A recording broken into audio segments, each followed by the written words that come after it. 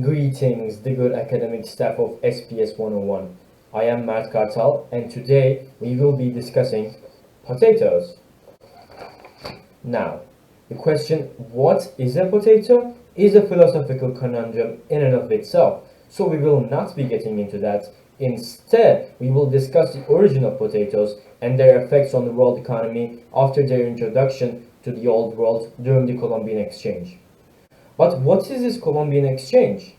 The Columbian Exchange is the transfer of ideas, diseases, and peoples among the New World, Afro-Eurasia, and the Old World, the Americas, after the expedition to the Americas by Christopher Columbus in 1492. The exchange has numerous effects ranging from mass genocide to the creation of tomato sauce, but today, as mentioned before, we will be directing all our focus towards potatoes. The potato was introduced to the Old World during the Columbian Exchange, and it instantly made its way to becoming a staple food due to some spectacular properties it possesses. 1. Potatoes have an extremely high nutritional value. They can provide almost everything the human body needs. As Nan and Chia suggested in their paper, humans can actually subsist healthily on a diet of potatoes supplemented with only milk or butter.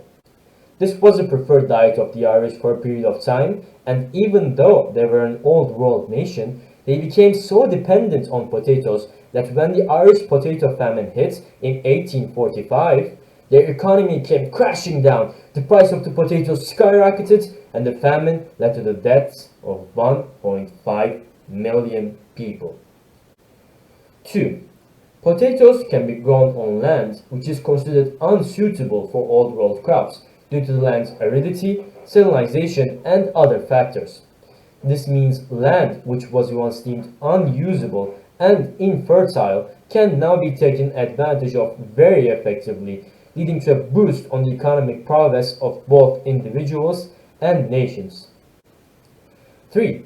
Potatoes yield more energy per acre of land and require less labor power. The yield from an acre of potatoes is threefold of the yield provided by wheat, barley, or oats. After the potato became a primary food source due to these factors, it had extremely significant impacts on the countries that adopted the crop. So, let's check these out.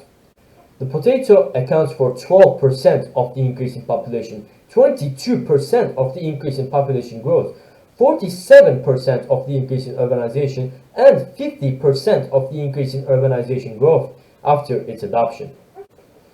Increase in population growth, as mentioned by the statistics, is obviously to be expected in this discussion and leads to a stronger economy for the relevant area. The really interesting statistic, however, is the increase in urbanization and rate of urbanization. As potatoes made land more easily managed by fewer people and created more surplus food, farm workers migrated to cities and started working in the industrial sector. This, of course, led to more industrialization in urban areas, increased income per capita, and elevated the GDP of the nations which adopted the potato. Due to these increases in urbanization and industrialization, nations increased the power of their economies, and in addition to many investments in public services, military equipment, or science research, invested in agriculture as well, leading to more effective production of potatoes and thus a new continuous cycle in which industry prompted more efficient agriculture and agriculture prompted better industry was created. In conclusion, the potato is one of the most crucial food products ever domesticated by Homo sapiens. Potatoes are the bedrock upon which our modern life was built.